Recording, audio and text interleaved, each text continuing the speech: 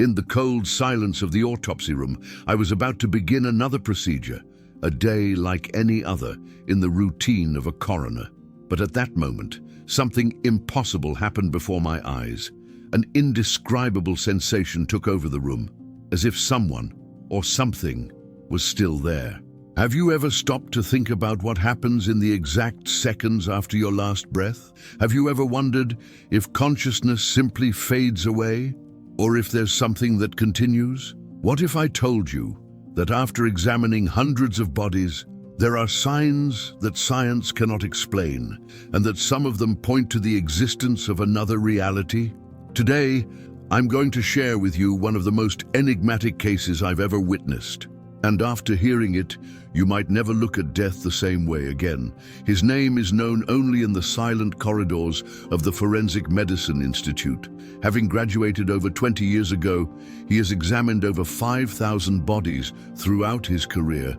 Every mark, every detail, every story told by the silence of the dead has passed through his hands.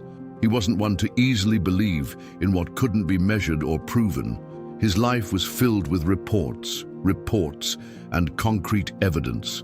However, something began to change when he realized that certain cases carried an extra detail. Family members reporting premonitory dreams, patients returning from clinical death with impossible memories, coincidences recurring in disturbing ways. It was thus, almost without realizing it, that the man of science began to also become an investigator of the invisible. No matter how many times he's seen it, that moment always carries a different weight. It's as if time slows down. Muscles relax, but not in a normal way. It's a silence that seems to invade even the air. The eyes, when still open, take on a peculiar glow, as if reflecting something distant, something we, alive, cannot reach. Some call it a reflection, others a farewell. But what intrigued him most was an almost palpable sensation.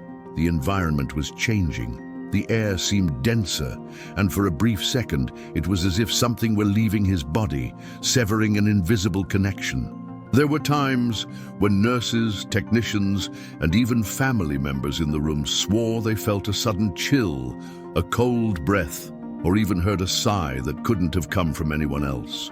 For him, this was the exact point where science and mystery met, and where the question he could never answer was born: what really goes away when life ends? Among the hundreds of stories that passed through his hands, some were forever etched in his memory, not because of the injuries, not because of the examinations, but because of what the victims told him later. A middle-aged man suffered cardiac arrest during surgery. He was declared clinically dead for over 3 minutes. Upon being revived, still struggling to speak, he murmured, "I saw my mother. She told me it wasn't my time." The detail. His mother had died over 20 years ago, and he described the exact dress she wore at the wake, something he had never seen. Another young drowning victim reported walking through a tunnel bathed in soft golden light. She felt absolute peace, and voices whispered her name, begging her to return. She recognized one of these voices as her grandfather, who had died before she was born, but whose voice was identical to that of an old recording kept by the family. And then there were those accounts that seemed to defy even physical space. People describing precise details of the resuscitation room, monitor numbers, exact words from doctors, all while unconscious and without a heartbeat. For the coroner, these experiences weren't just coincidences. They were signs that the moment between life and death perhaps wasn't an end, but a passage. For many, death is simply the cessation of the physical body. But according to Spiritist doctrine, there is something much deeper happening at this moment. The soul or spirit is said to be enveloped by a perispirit, a subtle body that holds our identity, memories, and emotions. At the moment of death, this bond begins to unravel, allowing the soul to detach itself. This detachment isn't the same for everyone. For some, it happens in seconds. For others, it can take hours or even days, depending on their attachment, circumstances, and emotional state. After complete separation, the soul would move to a spiritual plane compatible with its level of evolution. Spiritual colonies, planes of light, or subtle spheres. There, it would reunite with loved ones, experience learning experiences, and in certain cases, prepare for a new life, reincarnation. For the coroner, this theory offered a possible explanation for the stories he heard and for that indescribable moment when something seemed to leave the body and go somewhere invisible.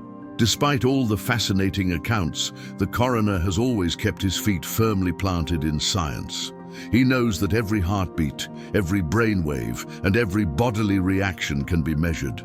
Neurological studies show that during clinical death, the brain shuts down and the body undergoes complex chemical processes.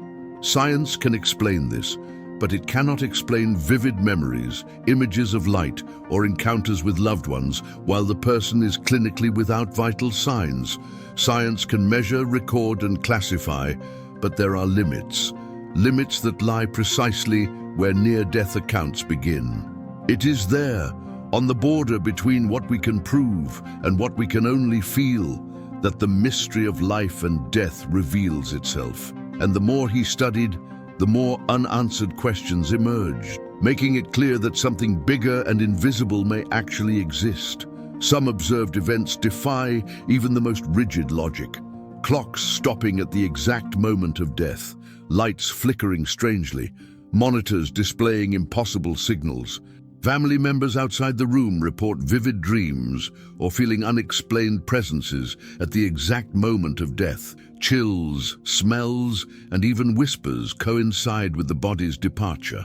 Doctors and nurses report sudden chills, strange sensations, as if something had actually left the body but invisible to the eye. For the coroner, these phenomena were not isolated curiosities. They were signs that something invisible yet palpable exists, precisely on the fine line between life and death. Some accounts were too accurate to be coincidental. Mediums described scenes, objects, and events exactly as the coroner testified, information no one else could have known. A medium spoke of a bright light next to a patient declared dead, describing colors and movements that matched what monitors recorded seconds before resuscitation. A family member in meditation described minute details of a loved one's last moment of consciousness, including facial expressions and gestures that only the doctor witnessed. Over the years, dozens of reports have been repeated in surprising ways, reinforcing the idea that something conscious and beyond matter is present at the moment of transition. To the coroner, these coincidences weren't just coincidences. They were clues that death might just be a passage, a portal to an unseen reality. After decades of analyzing death, the coroner is no longer just an observer of science. He has become a living witness to the mystery of life and the afterlife. Today, he believes that death is not the absolute end. Every body examined, every near-death report, every unexplained phenomenon reinforces the idea that the soul is something indestructible, capable of moving on to dimensions we cannot yet fully comprehend. He realized that life is more than meets the eye. Emotions, memories, and energy seem to transcend the physical body. And in the moment of transition, there is a threshold between the known and the unknown, where science meets mystery. His outlook has changed profoundly. Every existence deserves respect and reverence, and death, perhaps, is just the beginning of a new journey. If all these near-death reports, unexplained phenomena, and spiritual experiences are real, what really awaits us on the other side? Do you believe that the soul continues, that there's a plane beyond life, or that everything ends when the heart stops? And if it were possible to visit that limit without actually leaving, what would you do differently today? The truth is, no one can answer with certainty. But every detail, every story, every moment observed by the coroner reminds us that life is fragile, precious, and full of mysteries. And maybe, just maybe, death is just the beginning.